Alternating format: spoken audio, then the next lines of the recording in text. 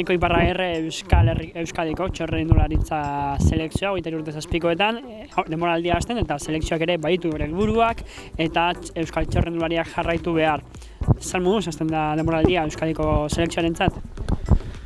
Bueno, ondo hasi genuen, lehenengo etapan esorren egia esan espero bezala juntzen maitz atletikan demostratu genulako gai ginela horreteko.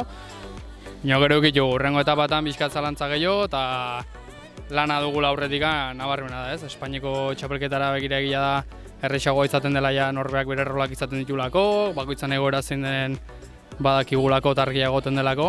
Eta gara hauetan oraindik txirrindulariak behaien puntua bilatzen nahi dira, sorpresa daude eta behaien aukerak nun dauden oraindik oso argi ez dagoten. Eta aber lehen bideratzen dugun ja, bakoitza norantzkoa eta hobetzea lan egitea.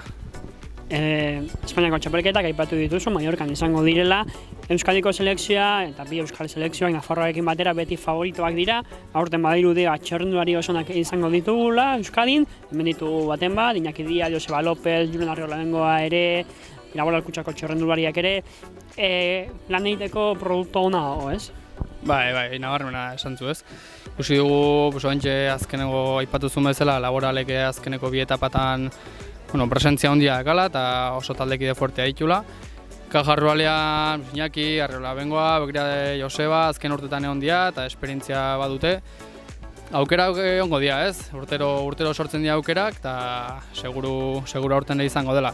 Sandakoa, garrantzitsuna izango da, seguna iristian gauzak argi eukitzea eta ondo bideratzea. Eskerrik asko, Eneko. Zuri, gero arte.